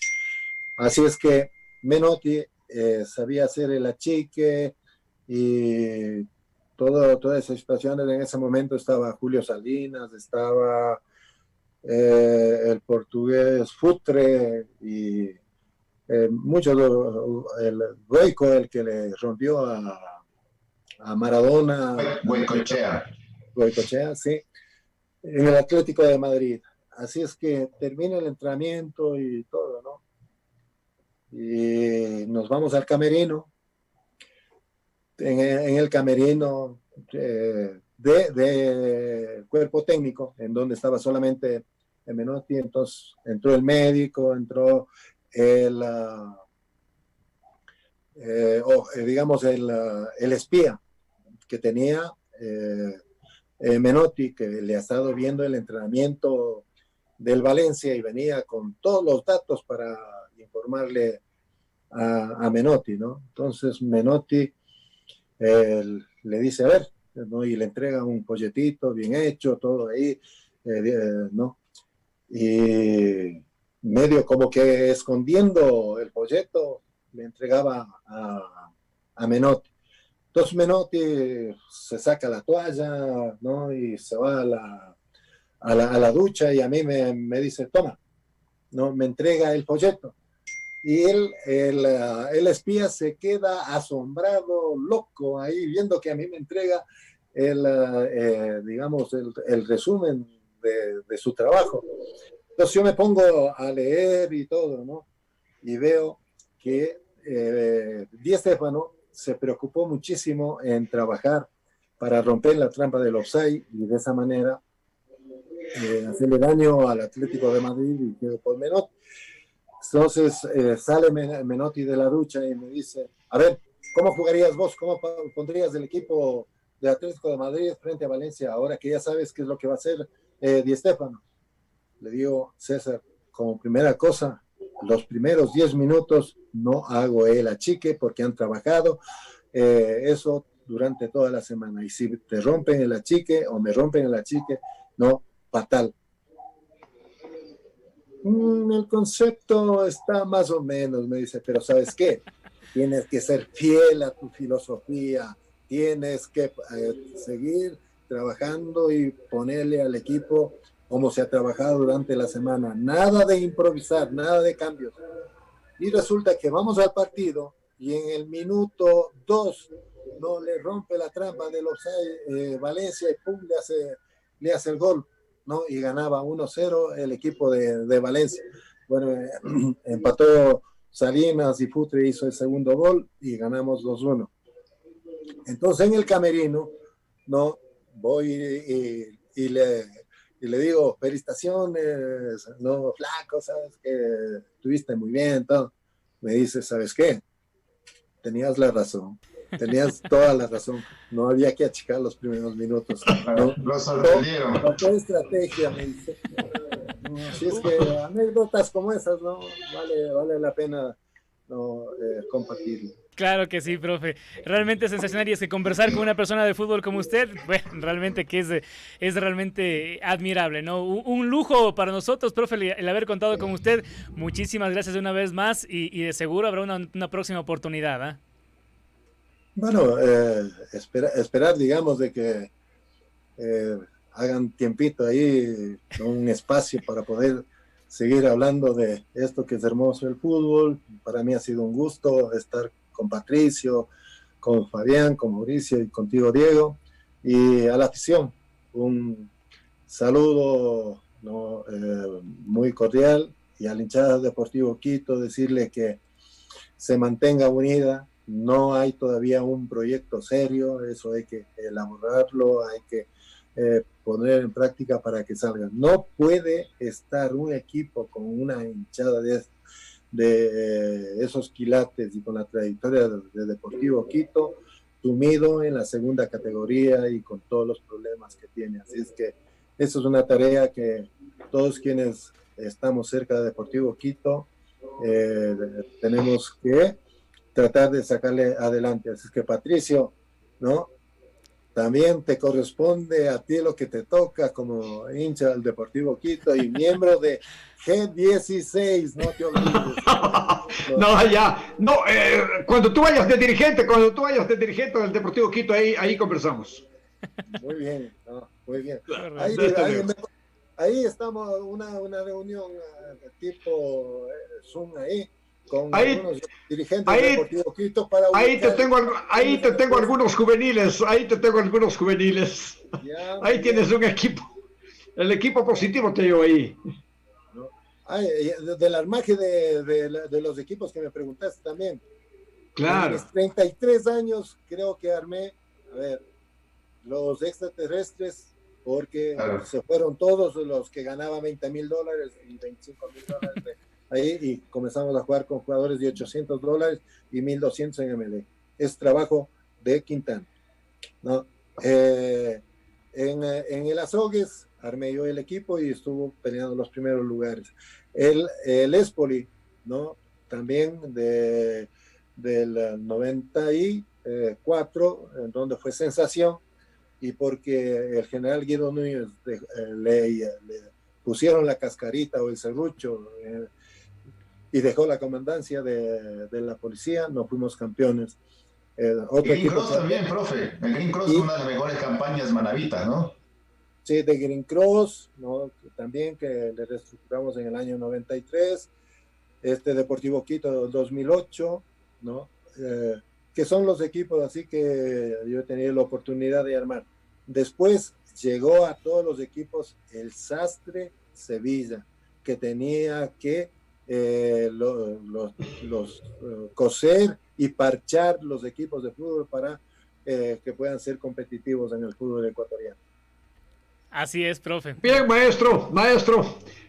Genial realmente la conversación, y nos quedamos un poquito ahí picados con todo lo que podíamos haber conocido, pero dejémoslo para entregar por capítulos. ¿Qué te parece, Carlos?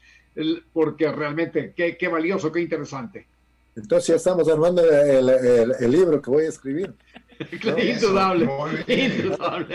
Ahí lo patrocinamos. La verdad con Carlos Sevilla va a ser, ¿no? No, a ver, el récord, 1,044 partidos. Mire nomás. 26 partidos con invicto con Nacional.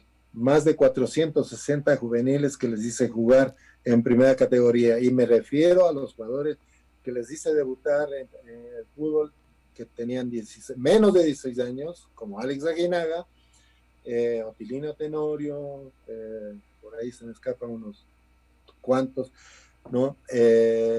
460 juveniles que jugaron conmigo antes de cumplir los 18 años, ¿no? Y todos son jugadores de los equipos, no eran jugadores de el Carlos Sevilla, ni del empresario del Carlos Sevilla, ni de el amigo del Carlos Sevilla, de los equipos en que trabajaba Carlos Sevilla, que es totalmente distinto y diferente.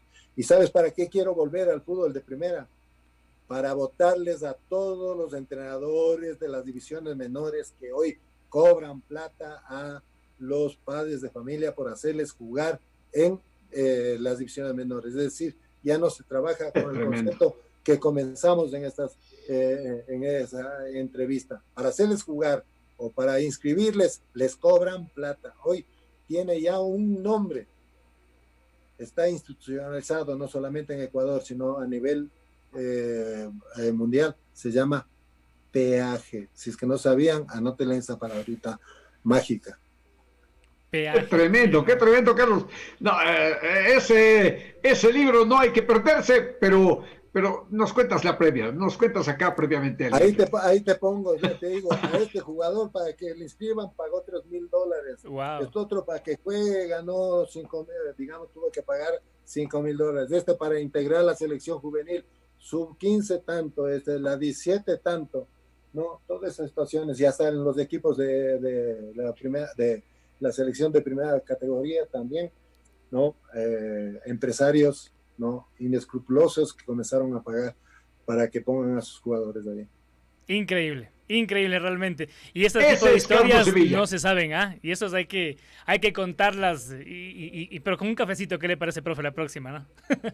Para estar un poco más animado. Ojo, que yo no necesitaba guajón. Oye, ya unos cuantos dirigentes les cogí ahí, ¿no? Con el dinero, ¿no? Que nunca llegó a los jugadores que ellos querían, digamos, sobornar. Algunas veces, ¿no?